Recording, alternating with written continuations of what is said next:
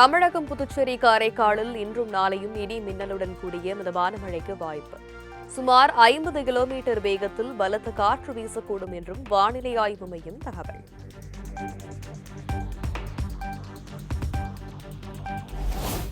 ஜூலை 3ஆம் தேதி வடமேற்கு வங்கக்கடல் மற்றும் அதனை ஒட்டிய பகுதிகளில் காற்றழுத்த தாழ்வு பகுதி உருவாக வாய்ப்பு.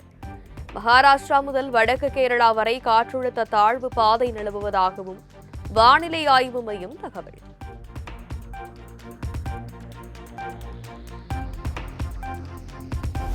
கோவை மாவட்டத்தின் மலைப்பகுதிகள் மற்றும் நீலகிரி, தேனி மாவட்டங்களில் வரும் 3ஆம் தேதி கனமழை பெய்யும். தமிழகம், புதுச்சேரி, காரைக்காலில் ஜூலை 4 முதல் 6ஆம் தேதி வரை மிதமான மழைக்கு வாய்ப்புள்ளதாக வானிலை ஆய்வு மையம் கணிப்பு.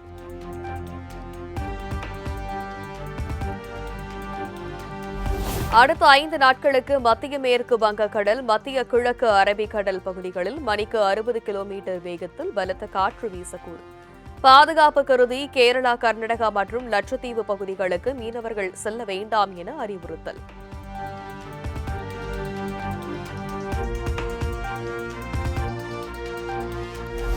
மத்திய அமைச்சக செயலாளர்களுடன் பிரதமர் நரேந்திர மோடி உயர்மட்ட ஆலோசனை. கூட்டத்தில் வர்த்தகம், விக்ஷித் பாரத் தொலைநோக்கு திட்டம் மற்றும் துறை சார்ந்த சீர்திருத்த நடவடிக்கைகள் குறித்து ஆய்வு.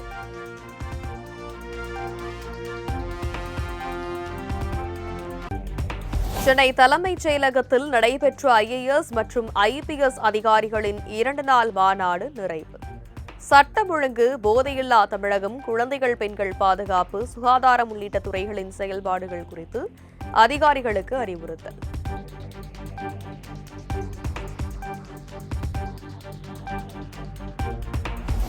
வனத்துறை அதிகாரிகளுடன் முதலமைச்சர் விஜய் முக்கிய ஆலோசனை. சுற்றுச்சூழல், வனத்துறை நிர்வாகம் உள்ளிட்ட விஷயங்கள் குறித்து கேட்டறிந்ததாக தகவல்.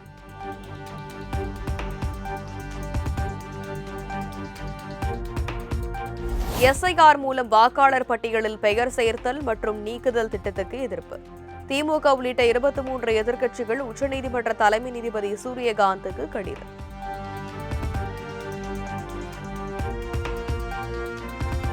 நிரந்தர அங்கீகாரம் பெற்றுத் தருவதாக கூறி தனியார் பள்ளிகளிடம் 200 கோடி ரூபாய்க்கு மேல் மோசடி செய்ததாக தொடரப்பட்ட வழக்கு. திமுக பிரமுகர் அரசகுமார் ஏற்கனவே கைது செய்யப்பட்டுள்ள நிலையில் 50க்கும் மேற்பட்ட பள்ளி நிர்வாகிகளிடம் மத்திய குற்றப்பிரிவு போலீசார் வாக்குமூலம்.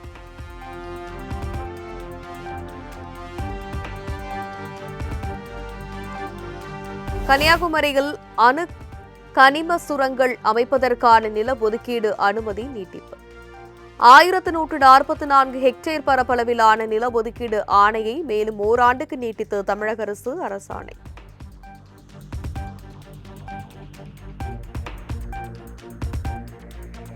நெல்லை மேலப்பாளையத்தில் 3 சிறுமிகளை மிரட்டி பாலியல் வன்கொடுமை செய்த ஆனந்த் சேகருக்கு விதிக்கப்பட்ட தூக்கு தண்டனை உறுதி. தண்டனையை உறுதி செய்ய கோரி தமிழ்நாடு அரசு தாக்கல் செய்த மனுவில் உயர்நீதிமன்ற மதுரை கிளை உத்தரவு.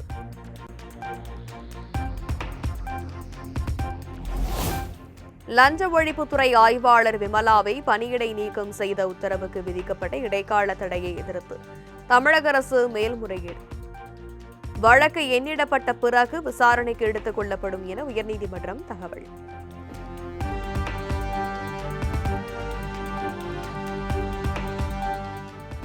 எத்தியோப்பியாவிலிருந்து கடத்தி வரப்பட்ட 15 கோடி ரூபாய் மதிப்பிலான கொக்கைன் போதைப் பொருள் சென்னை விமான நிலையத்தில் பறிமுதல். சூர்யா பட பாணியில் சுமார் 70 கேப்சூலை விழுங்கியிருந்த கென்யாவைச் சேர்ந்த இளம் பெண்ணை கைது செய்து சுங்கத்துறை அதிரடி.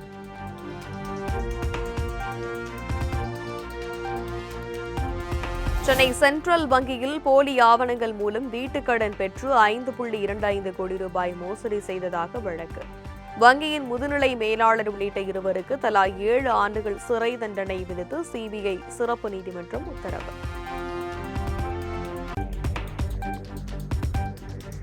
செங்கல்பட்டில் பத்திரிகையாளருக்கும் வைகோவுக்கும் இடையே கடும் வாக்குவாதம். மதிமுக நிர்வாகிகள் செய்தியாளர்களை தாக்க முயன்றதால் பரபரப்பு.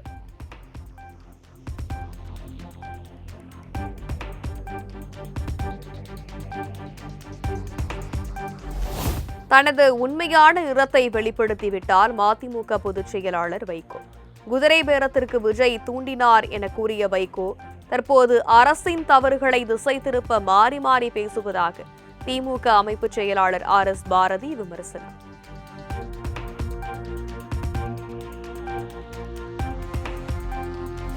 தமிழக அரசியலில் புறந்தள்ள வேண்டிய கட்சி மறுமலர்ச்சி திராவிட முன்னேற்ற கழகம். மதிமுக தொடங்கும் போது இருந்தவர்கள் தற்பொழுது அந்த கட்சியில் இல்லை எனவும் RS பாரதி விமர்சனம்.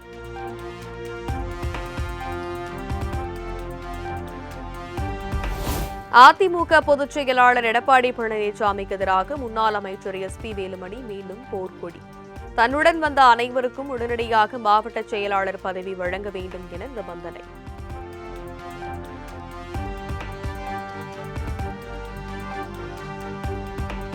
அதிமுகவிலிருந்து கண்ணீருடன் விலகுவதாக முன்னாள் அமைச்சர் MR விஜயபாஸ்கர் அதிகாரப்பூர்வ அறிவிப்பு. எடப்பாடி பழனிசாமியின் சந்தர்ப்பவாத அரசியலுக்கு நான் பலியாக தயாராக இல்லை என அறிக்கை.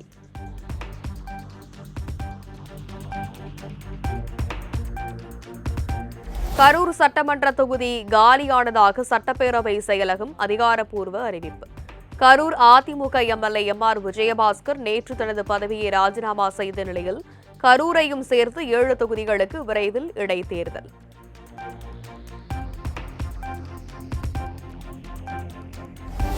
சென்னையில் மார்க்சிஸ்ட் கம்யூனிஸ்ட் மாநில செயலாளர் பே. சண்முகம் மற்றும் இந்திய கம்யூனிஸ்ட் செயலாளர் வீரபாண்டியனுடன் அமைச்சர்கள் N. ஆனந்த், ஆதவ் அர்ஜுனா சந்திப்பு. நாளை நடைபெறவுள்ள தாவேக தோழமை கட்சிகள் கூட்டத்தில் பங்கேற்க நேரில் அழைப்பு.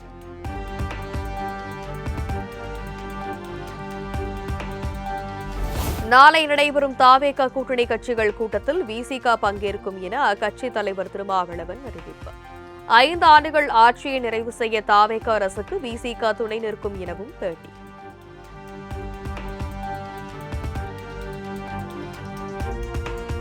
சட்டமன்ற உறுப்பினர்கள் அடுத்தடுத்து ராஜினாமா செய்வதற்கு அதிமுக திமுக இணைந்து ஆட்சி அமைக்க முயற்சிப்பதுதான். பாஜக ஆதரவுடன் ஆட்சி அமைக்க முயற்சிகள் மேற்கொள்ளப்பட்டு வருவதாகவும் அமைச்சர் நிர்மல்குமார் குற்றச்சாட்டு.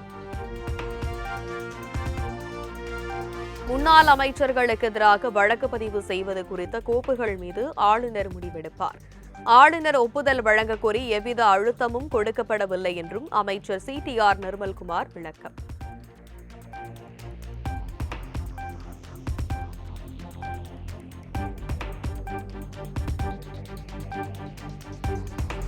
அரசியல் அலங்கோலங்கள், ஜனநாயக கேலி கூத்துகள் தமிழ்நாட்டில் தொடரும் என அதிமுக முன்னாள் அமைச்சர் RB உதயகுமார் வெளியிட்டார். தமிழகத்தில் 12 சட்டமன்ற தொகுதிகளுக்கு மொத்தமாக இடைத்தேர்தல் நடத்துவதற்கு முதல்வர் விஜய் திட்டமிட்டுள்ளதாகவும் பேச்சு. ஜனநாயக திருவிழாவில் ஆள் பிடிக்கும் வேலையை செய்து வருவதாக தாவேக அரசு மீது RB உதயகுமார் குற்றச்சாட்டு. முதல்வர் விஜய் ஊதும் மகுடிக்கு மக்கள் பிரதிநிதிகள் தற்போது மயங்கி கிடப்பதாகவும் கருத்து.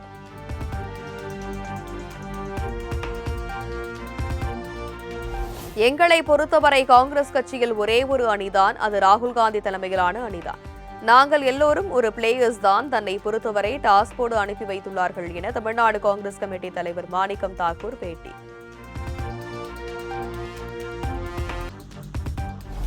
சத்தியமங்கலம் புலிகள் சரணாலயம் பகுதியில் சட்டவிரோதமாக செயல்பட்டு வந்த மேலும் 42 ரெசார்ட்டுகளுக்கு சீல். ஆசனூர், தாளவாடி உள்ளிட்ட பகுதிகளில் ரெசார்ட்டுகளுக்கு சீல் வைக்கப்பட்டுள்ளதாக சென்னை உயர்நீதிமன்றத்தில் ஈரோடு ஆட்சியர் அறிக்கை. அரசு ஊழியர்களை ஊக்குவிக்க வழங்கப்பட்ட சலுகை ரத்து செய்யப்பட்டால் அதனை மீண்டும் வழங்கும்படி உரிமையாக கோர முடியாது. கூடுதல் கல்வி தகுதியை பெறும் அரசு ஊழியர்களுக்கு ஊதிய உயர்வு வழங்கப்பட்டு வந்த திட்டத்தை ரத்து செய்ததை எதிர்த்து தொடரப்பட்ட வழக்கில் சென்னை உயர்நீதிமன்றம் உத்தரவு.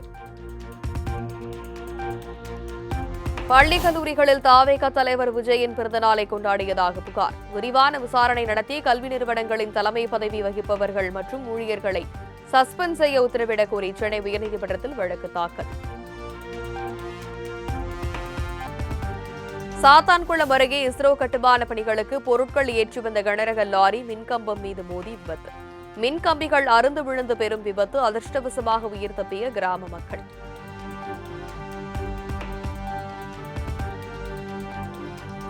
விலைவாசி உயர்வு மற்றும் போதுமான லாபம் கிடைக்காத காரணத்தால் ஈரோடு மாவட்டத்தில் 50க்கும் மேற்பட்ட மாட்டிறைச்சி கடைகள் மூடல்.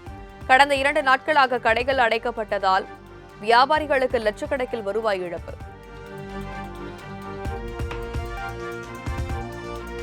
மதுரையில் பைக்குகளை முறுக்கியபடியும் ஒரே பைக்கில் 3 பேர் மற்றும் வீலிங் என சாலையின் நடுவே இளைஞர்கள் அட்ராசிட்டி. ரெக்க கார்த்தி என்பவரின் இறுதி ஊர்வலத்தில் அவரது நண்பர்களின் பைக் ஊர்வலத்தால் கடுமையான போக்குவரத்து நெரிசல் ஏற்பட்டதால் வாகன ஓட்டிகள் அவதி. தங்க கடத்தலில் ஈடுபட்ட மராட்டிய மாநிலத்தைச் சேர்ந்த நபர் கைது. 55 கோடி மதிப்புள்ள 37 கிலோ மதிப்புள்ள தங்க கட்டிகளை பறிமுதல் செய்து போலீசார் விசாரணை.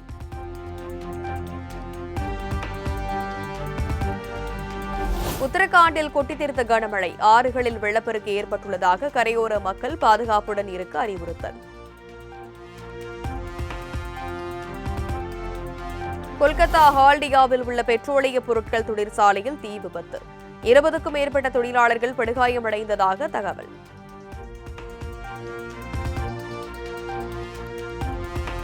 ஜம்மு காஷ்மீர் மாநிலம் அமர்நாத் யாத்திரைக்கான பாதுகாப்பு ஏற்பாடுகள் தீவிரம். ஸ்ரீநகரில் உள்ள யாத்ரி நிவாசில் காவல்துறையினர் மற்றும் பாதுகாப்பு படை வீரர்கள் ஒத்திகை.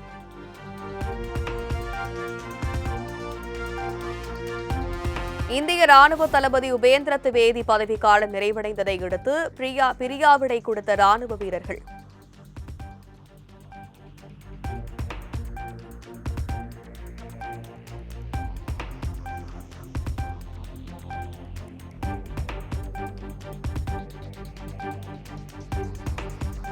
ஜப்பானில் நடைபெறவுள்ள ஆசிய விளையாட்டுப் போட்டிகளில் பங்கு பெறும் இந்திய மகளிர் கிரிக்கெட் அணி. ஹர்மன்பிரீத் தலைமையிலான வீரர்களை அறிவித்தது இந்திய கிரிக்கெட் கட்டுப்பாடு வாரியம்.